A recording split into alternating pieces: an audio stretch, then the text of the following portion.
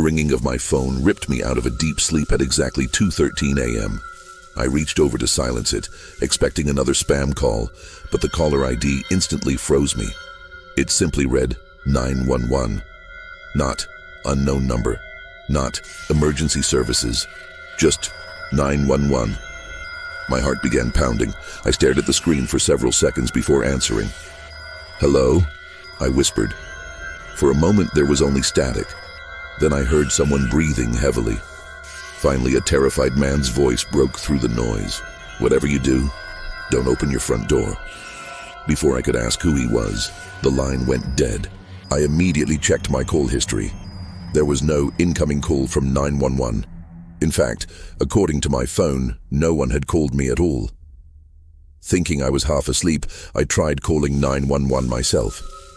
An operator answered almost instantly. 911, what's your emergency?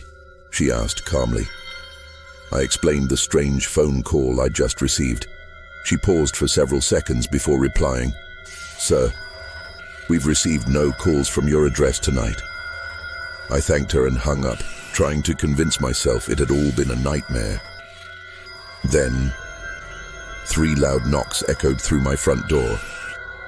Every light inside my house was off except the television, which had turned on by itself. The screen displayed nothing but black and white static. The knocking came again. Knock. Knock. Knock. I slowly walked toward the front window but remembered the warning from the mysterious caller. Don't open your front door. Instead, I checked my Ring doorbell camera using my phone. The live feed showed an empty porch. No person, no movement, nothing. Yet the knocking continued louder than before. Then my phone vibrated. A new text message had arrived from an unknown number. It contained only 6 words. He's standing behind the camera. A chill ran through my entire body. My hands shook as I zoomed in on the Ring camera image. At first, I saw nothing unusual. Then I noticed 2 dark eyes staring directly into the lens from the blind spot just behind the camera itself. Whoever was outside knew exactly where the camera couldn't see. Before I could react, my phone rang again. The caller ID once more displayed 911. This time, when I answered, I heard my own voice screaming, "Don't let him inside." Then the line suddenly disconnected, and the front door handle slowly began to turn. I stumbled backward as the door handle slowly turned from the outside. Whoever was there wasn't knocking anymore. They were trying to come in. Every instinct screamed at me to run, but my legs refused to move. My phone rang again. 911. I answered without thinking. This time, the voice on the other end wasn't mine. It was the same frightened man from before. "He's testing the lock," he whispered. "Don't make a sound. He can hear you breathing." At that exact moment, the door handle stopped moving. Complete silence filled the house. I held my breath, praying whoever was outside would leave. Then, a single shadow slowly slid beneath the crack under the front door. The silence was broken by the sound of glass shattering somewhere in the back of the house. I grabbed a kitchen knife and hurried toward the living room, where the rear window overlooked my backyard. The glass wasn't broken. Everything looked perfectly normal. My phone buzzed again with another text message. Wrong window. My blood ran cold. I turned around just as the television switched from static to a live security camera feed of my own hallway. The camera was showing something impossible. A tall man dressed in black was standing directly behind me. I spun around instantly, but the hallway was empty. When I looked back at the television, the figure had moved closer to where I had been standing only seconds earlier. Panicking, I called 911 again. The operator answered immediately, but before I could speak, she interrupted me. "Sir, officers are already on the way." Confused, I asked how she knew my address, since I hadn't said anything yet. The line went completely silent. Then, in a trembling voice, the operator whispered, "Because you're the one who called us 12 minutes from now." My heart nearly stopped.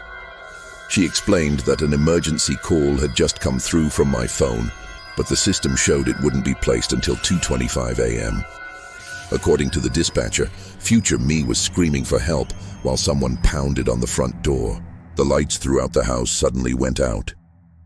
My phone screen became the only source of light. The clock read 2:24 a.m., 1 minute before the emergency call that hadn't happened yet. Heavy footsteps echoed upstairs even though I lived alone. Slowly, deliberately. Someone began walking toward the staircase. Then I heard my bedroom door creak open. A second later, another phone started ringing upstairs. It sounded exactly like mine.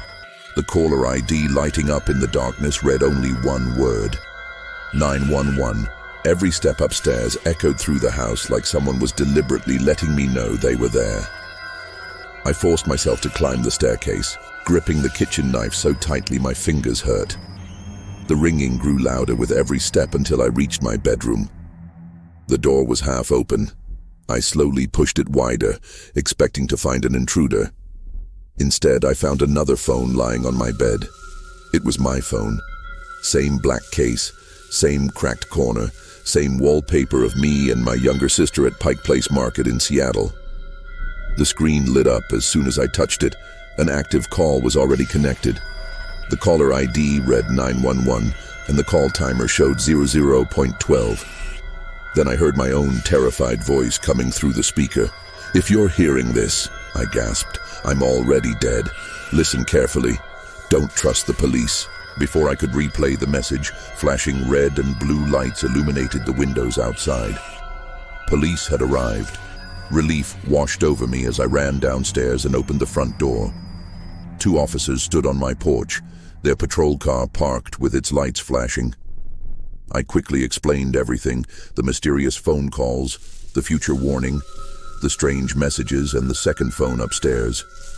The younger officer looked confused, but the older one never took his eyes off me.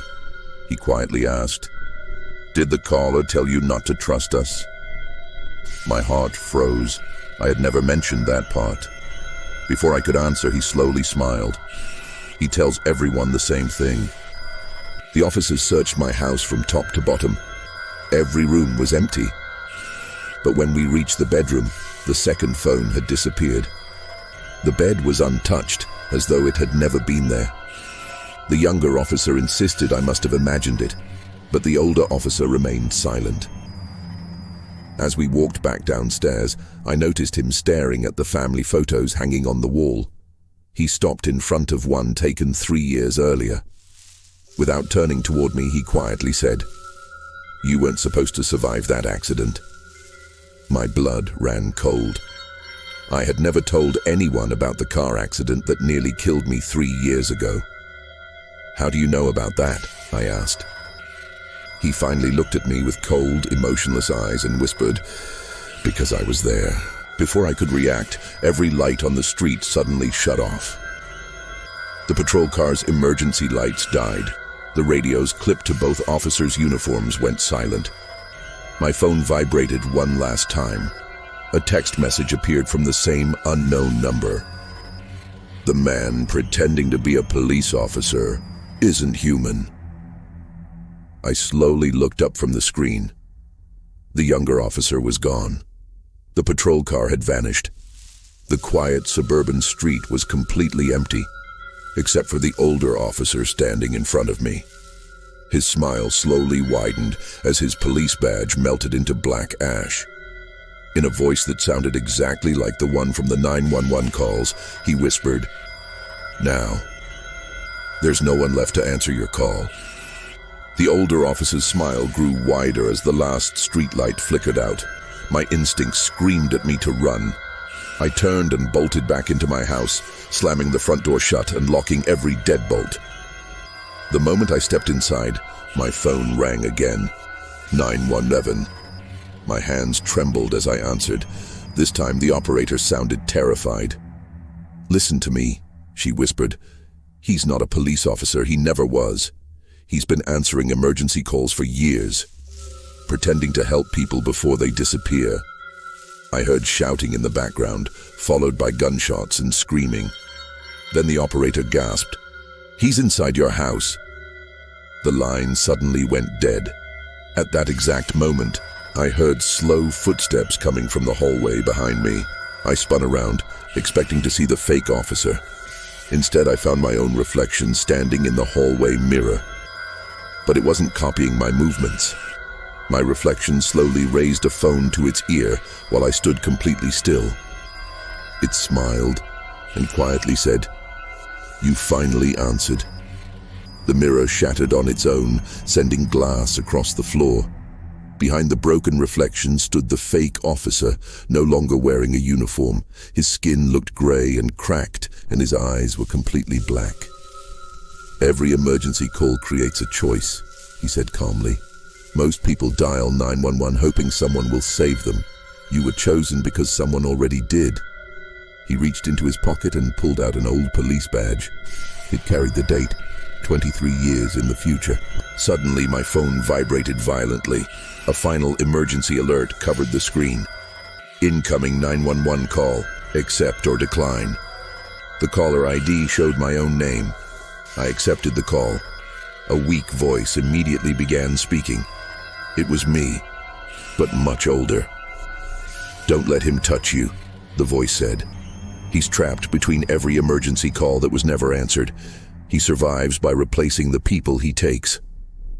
Before I could ask another question, the fake officer lunged toward me. I instinctively threw the phone at him. The screen exploded into blinding white light, filling the entire house. Every clock around me stopped at exactly 2:25 a.m. Time itself seemed to freeze. The fake officer screamed as his body slowly dissolved into black smoke until nothing remained except the old police badge lying on the floor. When the light faded, real police officers burst through the front door. They found me unconscious beside the shattered mirror with the phone still clutched in my hand. They searched the house but found no trace of the mysterious officer. The only evidence was the old police badge. When detectives searched their archives, they made a horrifying discovery. The badge belonged to Officer Daniel Mercer, a dispatcher who disappeared after answering a late-night 911 call in 1998. His body was never found. Officially, the case remained unsolved for nearly 30 years. No one could explain how his badge had appeared inside my living room. 3 months later, I tried to move on with my life. One quiet evening, my replacement phone rang while I was eating dinner. The screen displayed a familiar caller ID, 911. I stared at it, refusing to answer. The phone stopped ringing after a few seconds. Then a voicemail notification appeared. With shaking hands, I pressed play. My own voice whispered through the speaker, "You made the wrong choice. Because this time, I'm the one calling from tomorrow." At that exact moment, someone knocked on my front door. 3 slow knocks. Then the phone began ringing again. 911.